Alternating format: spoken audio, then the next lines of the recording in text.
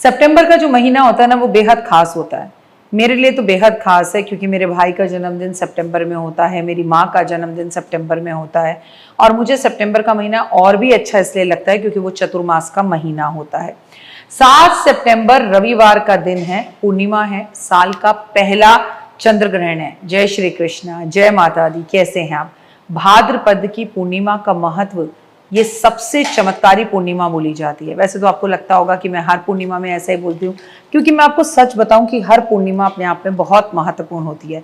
नमस्कार, सुस्वागतम, वेलकम, अभिनंदन। मैं हूं आपके साथ आपकी अपनी होस्ट दोस्त डॉक्टर वाई राखी। आपका स्वागत अभिनंदन करती हूँ आपके, मेरे और माता रानी के इस खूबसूरत से यूट्यूब चैनल पर। कैसा है मेरा संसार? आप इस वक्त देख रहे हैं डॉक्टर वाई राखी का और आपका ये संसार। आप हमेशा खुश रहें, माता रानी की असीम कृपा बनी रहे और महालक्ष्मी की असीम कृपा इस दीपावली पर आप पर हो। बस मेहनत जमकर करिए। आज मैं आपसे 7 सितंबर 2025 को पड़ने वाली भाद्रपद की पूर्णिमा के बारे में बात करूंगी। ये पूर्णिमा भाद्रपद के महीने की पूर्णिमा है और इस दिन भगवान विष्णु सत्यनारायण रूप में उनकी पूजा की जाती है, पूजित होते हैं। इस दिन पितृपक्ष की शुरुआत भी हो रही है। मान्यता है कि भगवान सत्यनारायण की पूजा करने से, उपासना करने से सारे कष्ट दूर हो जाते हैं। लेकिन जिनके घर में भी किसी की भी मृत्यु पूर्णिमा की तिथि पर हुई है तो उनके घर में आज पूर्णिमा का पहला श्राद्ध भी है। तो श्राद्ध की आप सभी को बहुत बहुत शुभकामनाएं। याद है ना आपको कि अगर अपने घर में सुख समृद्धि चाहिए, धन धान्य से भरा हुआ चाहिए, तो आपको जीवन में पद प्रतिष्ठा चाहिए, तो वो जो चमत्कारी रोटी मैं आपको गौ माता को खिलाने के लिए कहती हूँ भादों के महीने में और श्राद्ध के महीने में, वो समय 7 सितंबर से शुरू हो रहा है। आखिर 7 सितंबर की तारीख क्यों खास है? 7 सितंबर को भाद्रपद की पूर्णिमा है, इस दिन चंद्र ग्रहण भी है और इस दिन पितृपक्ष भी शुरू हो रहा है। ओए होए, इतनी सारी चीजें एक साथ हो रही हैं, तो ये समय तो अपने आप में खास हो गया।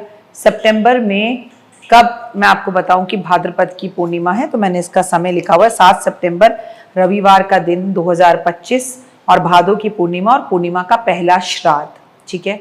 अब पूर्णिमा की जो ये तिथि है, इसमें चंद्रमा की भी पूजा की जाती है, महादेव की भी पूजा की जाती है और पूर्णिमा की तिथि पर हम लक्ष्मी नारायण की पूजा भी करते हैं। और अब कुछ बचा तो इस पूर्णिमा पे तो हम अपने पितरों की भी पूजा करेंगे। कैसे करें? भाद्रपद की पूर्णिमा पर व्रत। भाद्रपद की पूर्णिमा पर व्रती को सुबह जल्दी उठकर स्नान आदि करना चाहिए, स्वच्छ कपड़े पहनकर, साफ कपड़े पहनकर, और इस दिन हल्दी के पानी से स्नान करें। लेकिन इस दिन श्राद्ध का पहला दिन है, तो अब लगातार 15 दिन तक हमें एक छोटा सा लोटा रखना है, चांदी का, तांबे का, पीतल का, स्टील का। उसमें जल भरकर जब आप सुबह सबसे पहले उठें तो अपने घर का मुख्य दरवाजा खोलकर और मुख्य दरवाजे पर आपको एक लोटा जल अर्पण करना है, जिससे आपके पितृ जो आपके लिए उस डोर पर इंतजार कर रहे हैं, उनके लिए ये जल हमें अर्पण जरूर करना है, ताकि चीजें बेहतर हो जाएं और बढ़िया हो जाएं और किसी तरह की कोई प्रॉब्लम ना हो। पूजा स्थल को साफ सुथरा कर भगवान सत्यनारायण की प्रतिमा वहां पर रखें। अगर आपके पास प्रतिमा नहीं है, आपके पास मूर्ति नहीं है, तस्वीर रखें। उसके बाद पूजा करें, पंचामृत जरूर बनाएं और पंचामृत में, प्रसाद में चूरमा जरूर बनाएं। किसी के यहाँ चूरमा के लड्डू बनते हैं तो किसी के यहाँ सूजी का चूरमा बनता है तो किसी के यहाँ आटे का बनता है। जैसे भी आपके यहाँ होता है वैसा करें। इसके बाद भगवान सत्यनारायण की कथा जरूर सुने, पंडित से करवाएं या खुद करें, या आप म्यूजिक सिस्टम पर चलाकर भी सुन सकते हैं। कथा के पश्चात माता लक्ष्मी, भगवान शिव, पार्वती, इन सबको प्रणाम करें और आप गणपति महाराज की और भगवान विष्णु की आरती जरूर करें। इसके बाद प्रसाद को जरूर बांटें। भाद्रपद की पूर्णिमा पर क्या करें खास? भादों की पूर्णिमा पर आपको इस दिन पीपल के पेड़ की पूजा करनी चाहिए, लेकिन इस दिन संडे है। लेकिन मैं आपको बता दूं, अगर आपके घर में श्राद्ध है पूर्णिमा का, तो आप पीपल के पेड़ की इन 15 दिन में संडे को भी पूजा कर सकते हैं। तो पूजा क्या करनी है? आपको बस जल अर्पण करना है और अपने पितरों के लिए जो भोजन आपने बनाया है या चींटियों को जो खाना डालना है वो पीपल के पेड़ पर डाल सकते हैं। पीपल के पेड़ की चारों तरफ से परिक्रमा कर सकते हैं, चाहे आपके घर में श्राद्ध है या नहीं है, बस उसे स्पर्श नहीं करना। भादों की पूर्णिमा वाले दिन अपने पितरों का नाम लेकर आप दान पुण्य जरूर करें, उनके नाम से खीर का भंडारा करें, तो आपके घर में खुशहाली आती है।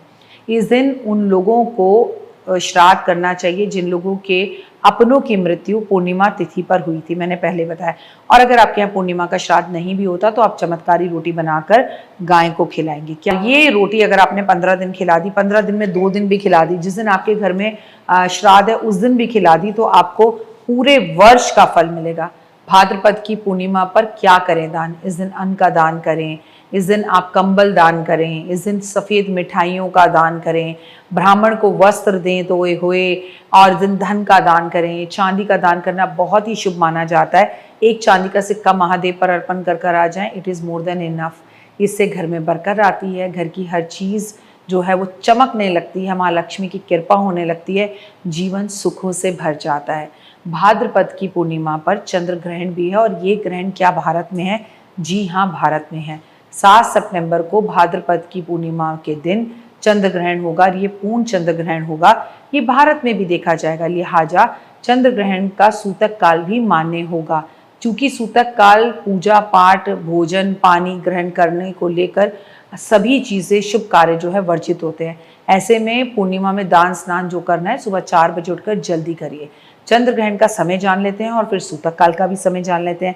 चंद्र ग्रहण जो है वो आपको बता दूं 7 तारीख की रात को लगेगा। भारतीय समय के अनुसार चंद्र ग्रहण जो है वो रात को 9:58 मिनट पर ऑलमोस्ट 10 बजे शुरू होगा, और रात को 8 तारीख की रात को 1:30 बजे के करीब खत्म होगा। चंद्र ग्रहण का सूतक काल 9 घंटे पहले शुरू हो जाएगा, लिहाजा चंद्र ग्रहण दोपहर 12:55 से शुरू हो जाएगा। एक बात याद रखिएगा कि सूतक काल में भी मंदिरों के पट बंद रखते हैं, इसलिए हमें अगर श्राद्ध भी करना है पूर्णिमा का तो वो भी 12 बजे से पहले करना है। कोई भी पूजा पाठ या सत्यनारायण की कथा करनी है वो भी 12 बजे से दोपहर पहले करनी है। लिहाजा पूर्णिमा का स्थान, दान, पूजा, सारे कार्य आपको ग्रहण के जो सूतक काल है उससे पहले ही निपटाने होंगे। चंद्र ग्रहण के समय आप कुछ काम जरूर कर लें, हालांकि रात में पड़ रहा है, पर ग्रहण से डरने की जरूरत नहीं है। इस दौरान घर के मंदिर के पट सूतक काल से ही बंद रखें, भगवान को स्पर्श बिल्कुल भी ना करें। साथ में ग्रहण के द्वार बाहर निकलने से जितना बच सकते हैं बचें, और रात में आप 12 साढ़े 12 बजे बाहर जाओगे भी कहाँ, चुपचाप घर में रहो। विशेष तौर पर गर्भवती महिलाओं को इस टाइम बाहर नहीं निकलना चाहिए, ये आपके लिए और आपके गर्भ के शिशु के लिए नुकसान पहुंचा सकता है। घर के अंदर ही रहें तो अच्छा है, और ग्रहण को खुली आंखों से ना देखें। ऐसे में भगवान का नाम जरूर लें। अगर आप गर्भवती हैं तो चाकू, कैंची, सुई, नुकीले उपकरणों का इस वक्त इस्तेमाल नहीं करना चाहिए। शरीर पर चोट लगना, खरोच लगने से बचना चाहिए। पानी में तुलसी के पत्ते डालकर या घर की हर चीज़ पर तुलसी के पत्ते ज़रूर अर्पण करने चाहिए, जिससे नकारात्मकता दूर हो और पॉजिटिविटी आए। धार्मिक मान्यताओं के अनुसार ये बात याद रखें कि ग्रहण काल बहुत ही शुभ कार्य नहीं किए जाते, लेकिन पूजा पाठ के लिए ये समय सबसे शुभ माना जाता है, क्योंकि इस समय में नकारात्मक ऊर्जा हर तरफ होती है। चंद्रमा कष्ट में होते हैं तो चंद्रमा के मंत्र जाप करें, हनुमान चालीसा पढ़ें, संकट मोचन पढ़ें, सुंदरकांड का पाठ करें। पुरानी मान्यताओं के मुताबिक तो ग्रहण काल में भगवान का नाम जाप, हनुमान चालीसा, श्रीमद् भागवत का पाठ करना कई तरह से लाभदायक होता है, और ग्रहण के टाइम पर हमें दान भी करना चाहिए।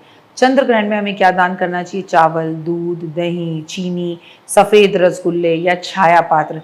अब रात में तो हम दान करने कहाँ जाएंगे, तो हम क्या करेंगे, दान का सामान हाथ लगा के ग्रहण के टाइम पर घर की बालकनी या घर के बाहर आंगन में रख देंगे, और सुबह जब सफाई कर्मचारी आएगा तो उसको कुछ पैसे देकर ये दान हम उसे दे सकते हैं। कंपेरेटिव मंदिरों में देने की जगह पर जरूरतमंदों को देंगे तो लाभ ज्यादा होगा। फिलहाल दीजिए इजाजत, अपना और अपनों का रखिए खास ख्याल। ओए हुए जय मां।